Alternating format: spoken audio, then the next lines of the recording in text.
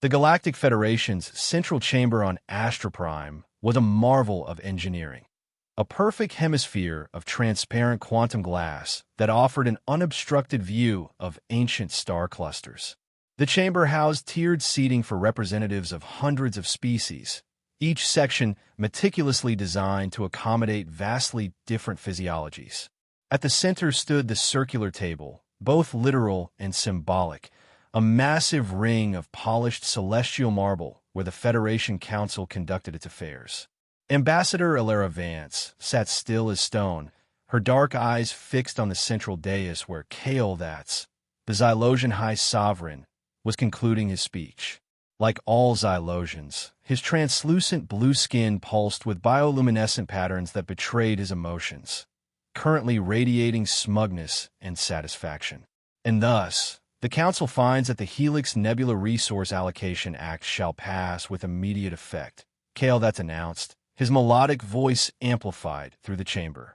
The appropriate redistribution of nebular mining rights will ensure continued prosperity for all civilized members of the Federation.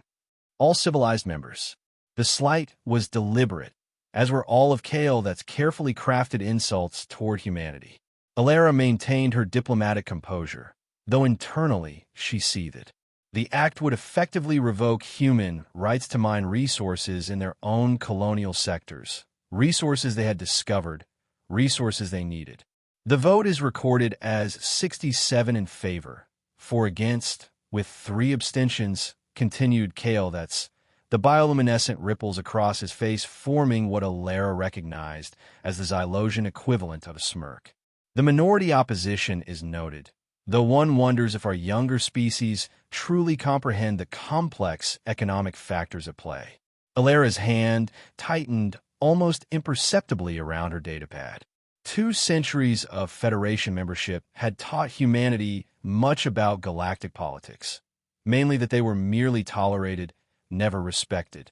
The Xylosians had dominated the Federation for millennia, positioning themselves as enlightened leaders while subtly suppressing technological advancement from immature races.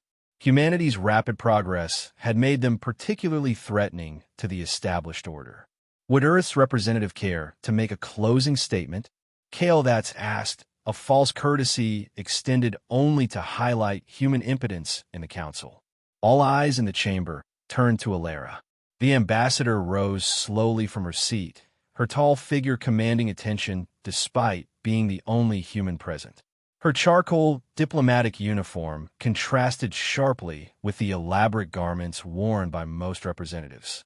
"Thank you, High Sovereign," she began, her voice level and clear through her translator. Then, deliberately, she reached up and switched off her translation device. A murmur ran through the chamber. Deactivating one's translator during council proceedings was unprecedented. Some might consider it a breach of protocol. In English, a language no other representative understood, Alara spoke just 3 words: humanity withdraws. She stepped away from her seat and walked toward the chamber exit with measured, deliberate steps. Behind her, confusion reigned. The translation systems built into the chamber struggled to process her statement, announcing her words with several seconds' delay. By then, Alara was already at the doorway. She paused, turned slightly, and caught the eye of Ambassador Lyra of the Valerians, perhaps humanity's only true ally in the chamber, who looked genuinely concerned. Alara gave her the slightest nod, then continued out of the chamber. As the massive doors closed behind her, she heard Kael'thas's dismissive laugh, followed by his amplified voice. "It seems our Terran colleagues are experiencing what humans call a tantrum. They will return when wisdom prevails over emotion." From the press gallery, a Cathar journalist with 8 gleaming eyes and a reputation for sensationalism transmitted the headline instantly across the galactic networks. The galaxy watched in terror as humanity abandoned the table. Little did they know how appropriate that terror would soon become. Captain Marcus Cole stood on the bridge of the Indomitable, flagship of Earth's Phalanx fleet. His weathered face remained impassive as he studied the tactical displays. 47 ships, representing humanity's official naval strength as registered with the Federation, hovered in perfect formation. What the Federation didn't know was that these ships were merely the visible tip of a much larger spear. Transmission from Ambassador Vance, Captain, announced his communications officer. Cole nodded. Put her through to my private channel. The ambassador's face appeared on his screen, her expression grim but resolved. Exodus Protocol is authorized, Captain. Phase 1 begins now. Understood, Ambassador. May I assume the meeting when is expected? A tired smile crossed Alara's face. To the letter, the Xylosians remain as predictable as ever. And the Volarians? Ambassador Lyra will do what she can to moderate the response, but she's only one voice. We have perhaps a week before the Federation sends a delegation to demand explanations. Cole's expression hardened. They'll have their answers, though not the ones they expect. The High Command has confirmed withdrawal procedures for all human colonies and outposts in Federation space. Civilian evacuation is already underway. Any resistance expected? Minimal. Most species will be too shocked to organize a coherent response immediately. The Xylosians will be focused on controlling the narrative. Cole nodded. My fleet stands ready. Indomitable out. As the screen darkened, he turned to his executive officer. Begin recall procedures for all covert assets. Alert the Outer Rim Defense Grid to standby status. And contact Ghost Fleet Command. The shadows are about to take form. Throughout human space, an intricate dance began. Publicly registered trading vessels suddenly altered course. Human citizens on Federation worlds quietly boarded transport ships with only essential belongings. Corporate offices initiated emergency contract termination protocols. Financial systems executed pre-programmed asset transfers. 2 centuries of oppression had given humanity ample time to prepare for this day. On Astra Prime, chaos reigned. The Galactic Exchange's trading markets plunged as human corporations simultaneously withdrew from thousands of contracts. Supply chains across 20 sectors faced immediate collapse. Species dependent on human agricultural exports panicked as shipments were recalled mid-transit. In an emergency session, Kale attempted to project confidence, his bioluminescence pulsing with forced brightness. This juvenile display will soon collapse under its own weight. Humanity cannot survive in isolation. I have dispatched an assessment mission to Earth's solar system to deliver our terms for their return to reasonable discourse. Throughout the chamber, representatives whispered anxiously. The Federation had never faced such a coordinated withdrawal. Small wonder, as no species had ever dared challenge Xylosian authority so directly. Ambassador Lyra observed silently, noting the increasing frequency of the High Sovereign's bioluminescent pulses, a sign of stress his controlled voice failed to betray.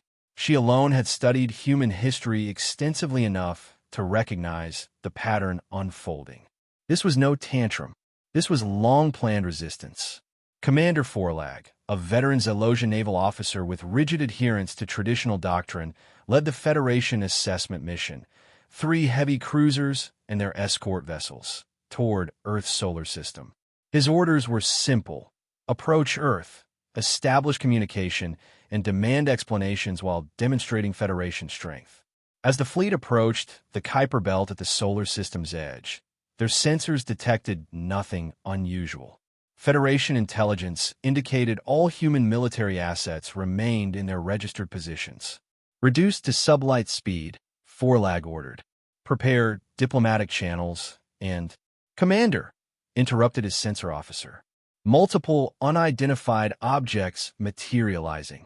Where empty space had existed moments before, 12 sleek vessels now hung in perfect formation directly in their path.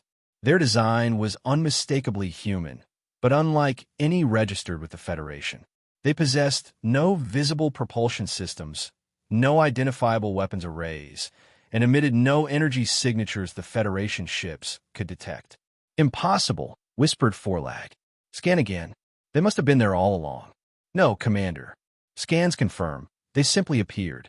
Before Forlag could issue further orders, all Federation ships received the same brief transmission. Sovereign territory.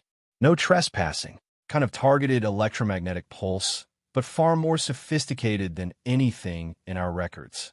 Forlag stared at the now empty space before them. Continuing forward would risk his entire fleet.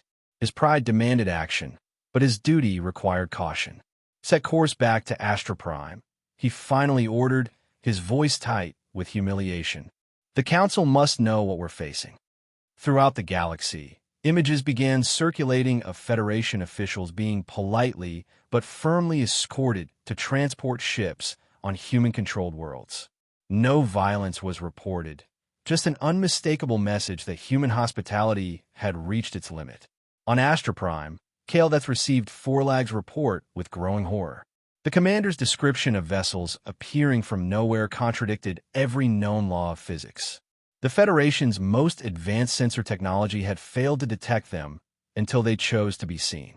"This is preposterous," he snapped at his advisors. "Humans don't possess such technology. Our intelligence networks would have detected its development." An older Xylosian scientist spoke hesitantly. "High Sovereign, perhaps we should consider the possibility that our understanding of human capabilities has been incomplete." "Nonsense. They are barely 2,000 years removed from primitive agricultural societies. The Federation has carefully monitored and restricted their technological advancement." "And yet," said Ambassador Lyra, who had been granted an audience despite Kael'thas' reluctance, "they have just demonstrated technology we cannot explain. Perhaps we should ask ourselves what else they might have developed in secret." Before Kael'thas could respond, his chief communications officer rushed into the chamber. "High Sovereign, we're detecting an unauthorized transmission penetrating all Federation frequencies simultaneously. We can't block it." On screens throughout Astra Prime and across thousands of worlds, Ambassador Ilara Vance appeared. She sat at a simple desk, wearing not her diplomatic uniform, but civilian attire. Behind her was not an Earth government seal, but a new emblem, a stylized galaxy with a single star brightened. "Greetings to all sentient beings across the galaxy," she began, her voice translated perfectly into every Federation language. "I speak not only as Earth's representative, but as a voice for all species who have been silenced, controlled, or held back from their potential by the current power structure." She continued calmly, methodically outlining 2 centuries of systematic discrimination against humanity and other younger species. She presented evidence, internal Federation documents never meant for public viewing, showing how the Xylosians had deliberately suppressed technological advancement, manipulated resource allocations, and engineered economic dependencies. "Humanity did not abandon the table on a whim," she explained. "We left because the table was never truly round. Some seats were always higher than others, some voices always silenced. We withdraw not in anger, but in the hope of building something better." She did not threaten. She did not boast about human military capabilities. She simply stated facts and invited reflection. To those who wonder if humanity seeks to replace the Xylosians as galactic overlords, let me be clear, we do not. We believe in the potential of all species to determine their own destiny. In the coming days, we will demonstrate this commitment through actions, not merely words. The transmission ended as inexplicably as it had begun, leaving chaos in its wake. Federation citizens across the galaxy began questioning centuries of accepted truths. Smaller, marginalized species started discussing what a post-Federation future might hold. Ambassador Lyra returned to her embassy to find hundreds of messages waiting, allies and adversaries alike seeking insight into humanity's intentions. She answered none, instead composing a single message to Ilara Vance on a channel they had established years earlier. "The table has been overturned. What comes next?" Phase 2 of Exodus Protocol, Operation Nightfall, began without warning. Across 20 sectors, Federation military installations and communication hubs experienced simultaneous system failures. No physical damage occurred, but networks crashed, encrypted channels were exposed, and classified databases mysteriously locked their Xylosian administrators out while granting access to previously restricted species. On Astra Prime, the Central Federation Banking Authority discovered that critical financial algorithms, code believed to be created by Xylosian programmers centuries ago, contained hidden vulnerabilities apparently planted by human developers contracted to update the systems decades earlier. These backdoors had remained dormant until now. The Federation's vaunted Unified Communications Network, the backbone of their interstellar governance, fragmented into isolated clusters. Each affected system displayed the same message before failing. Dependence breeds vulnerability. Kael'thas, faced with mounting evidence of catastrophic security breaches, convened an emergency war council. The Federation's military leadership, predominantly Xylosian, recommended immediate forceful action, a substantial fleet to blockade the human solar system and, if necessary, demonstrate the consequences of defiance. Admiral Theron, a decorated veteran with a fearsome reputation, was appointed to command this punitive expedition. "I will show these upstart Terrans the error of their ways," he declared, bioluminescence flashing with military pride. "Their parlor tricks will not stand against concentrated Federation firepower." Ambassador Lyra and representatives from 6 moderate species attempted to urge caution. "We still don't understand the full extent of human capabilities," she argued. "Every action they've taken has been calculated and prepared. This suggests they anticipated our responses. All the more reason to strike decisively," countered Theron, "before they consolidate further." Kael'thas, his authority crumbling with each new crisis, sided with the military option. "The Federation has stood for 50,000 years. We will not be undermined by creatures whose ancestors were still using combustion engines when many of us were already exploring the stars." In the face of such determined arrogance, Lyra could only watch as the Federation assembled its greatest fleet in centuries, over 200 warships drawn from Central Command and loyal member worlds. What no one in the Federation Command realized was that human quantum intelligence systems had compromised their secure planning channels years earlier. Every detail of Theron's battle plan was transmitted to Earth before the Admiral himself had finished reviewing it. The Federation fleet converged on the Saturnian moon Titan, where intelligence suggested a major human command center was located. Massive energy signatures have been detected beneath the moon's surface, consistent with a large installation. Admiral Theron arranged his fleet in textbook formation. Heavy cruisers in the center, destroyer screens on the flanks, with fast picket ships ranging ahead to detect threats. The Federation had perfected space warfare over millennia. Human military doctrine, by comparison, was considered primitive and emotion-driven by Xylosian tacticians. "No sign of human defensive fleets," reported Theron's tactical officer as they approached Saturn's orbit. "Their registered vessels remain in Earth orbit." As expected, Theron responded, his bioluminescence pulsing with anticipation. "They hide behind tricks because they know they cannot match our firepower directly." The fleet moved into attack formation as they approached Titan. Surface scans confirmed large installations beneath the moon's methane lakes, precisely where their intelligence had indicated. Theron allowed himself a moment of satisfaction. The humans had overplayed their hand, revealing a critical facility without adequate protection. "Prepare targeting solutions for precision strikes," he ordered. "I want their command structure neutralized, not vaporized. The Federation requires answers, not ash." His weapons officer had just acknowledged the command when sensor alarms blared across the bridge. "Multiple spatial anomalies forming around the fleet," shouted the tactical officer, his voice rising in pitch. "Energy signatures unlike anything on record." Space itself seemed to ripple and fold. Where emptiness had existed moments before, ships now appeared. Hundreds of them, materializing simultaneously at strategically perfect positions throughout the Federation formation.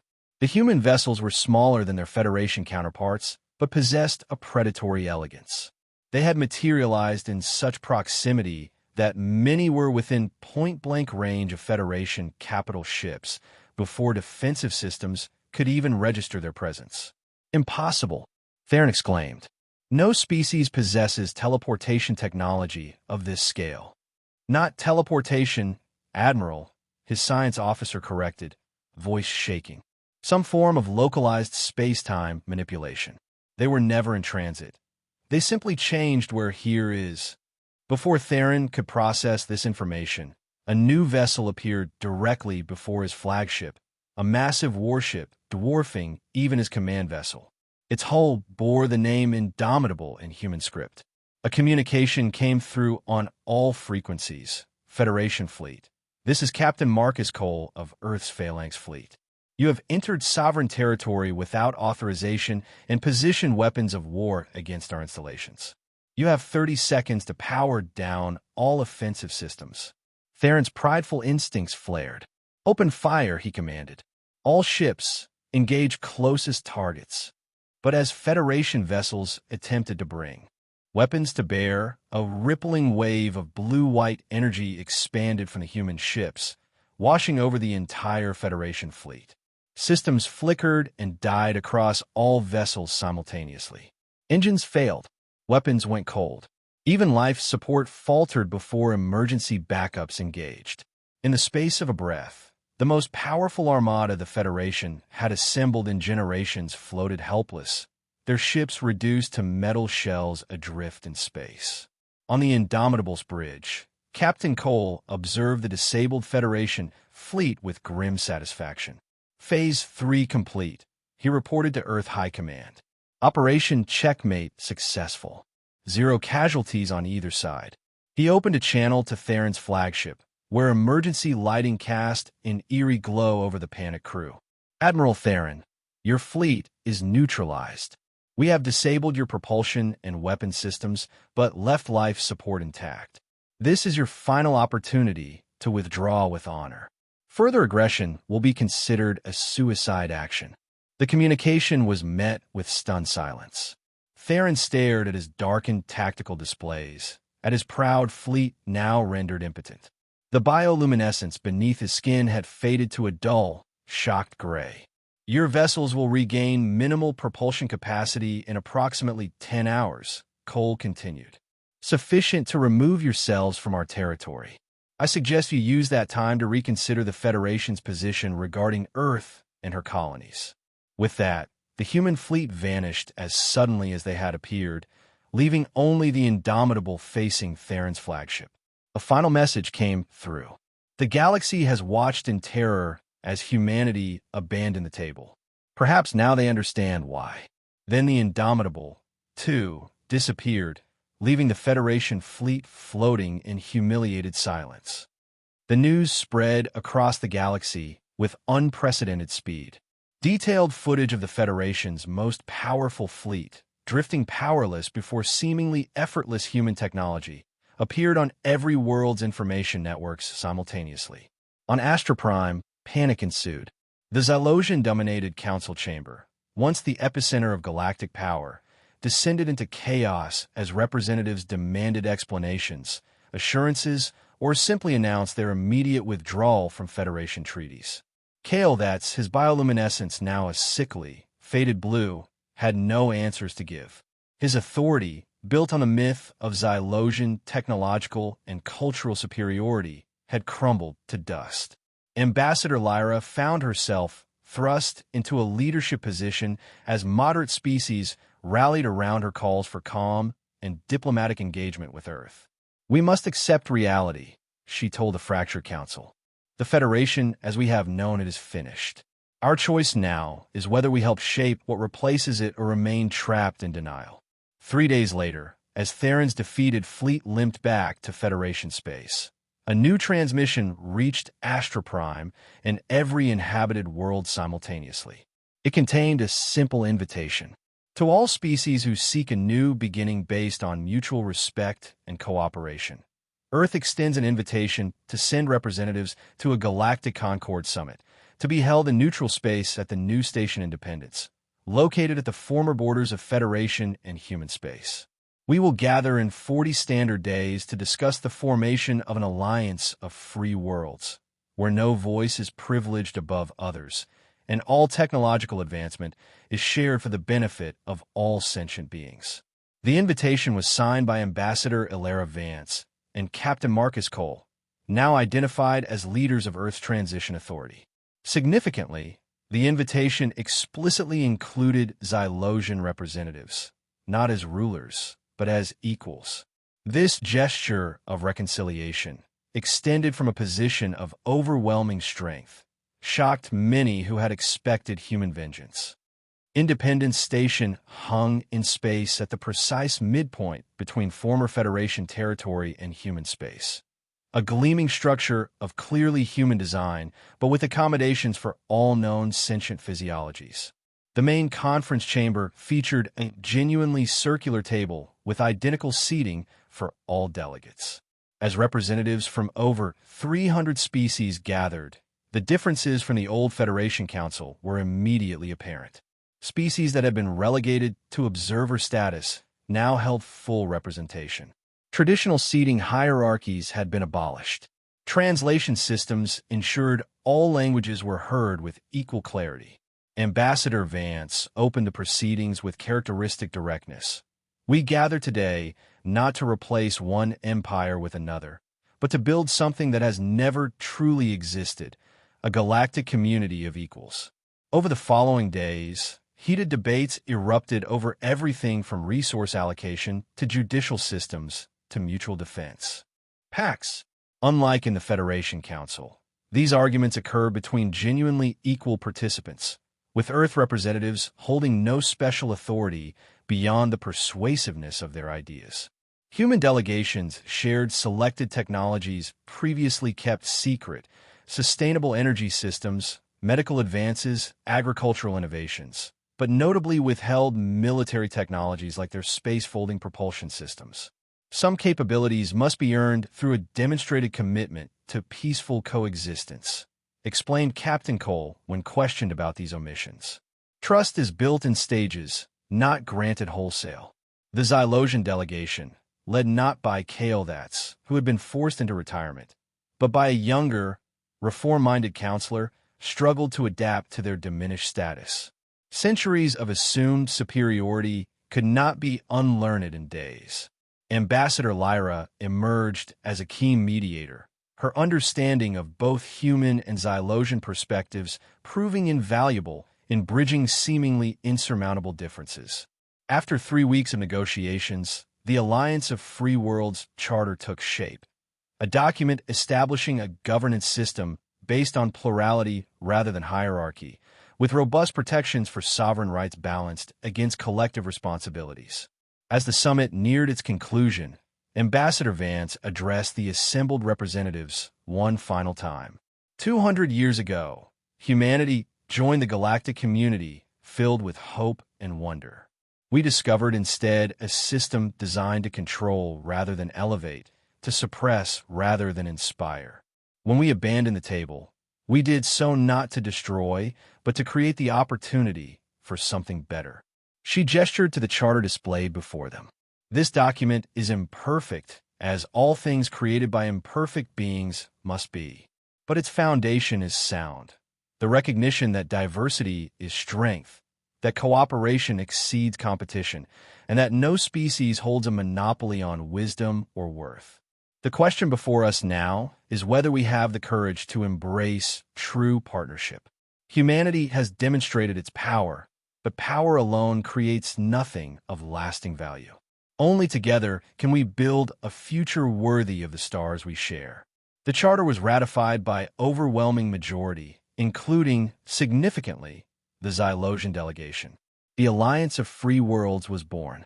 That evening, as celebration and continued debate filled Independence Station's gathering spaces, Ambassador Lyra found Elara Vance gazing out at the stars from an observation deck. The galaxy watched in terror, Lyra said quietly, but now watches with cautious hope. That's progress of a sort. Elara smiled faintly. Terror was never our objective, merely an unavoidable side effect of necessary change. Your people could have established dominance, Lyra observed. Many expected you to, and become what we fought against. What purpose would that serve? Some among your military might have preferred that outcome. Captain Cole's voice came from behind them. Some might have, he acknowledged, joining them at the viewport. But we studied history too well to repeat its mistakes. Empires rise and fall. Only partnerships endure. Lyra's multifaceted eyes studied both humans carefully. The road ahead remains difficult. Old prejudices die slowly. Some will resist change, perhaps violently. Without question, Ilara agreed. This is only the beginning. But it is a beginning, Cole added, not an ending. Beyond the viewport, ships of countless designs moved in harmony around Independence Station. Former adversaries cautiously becoming allies, fear gradually yielding to possibility. The galaxy watched, no longer in terror, but in the tentative, fragile dawn of something new. A table had been abandoned, but universe beckoned.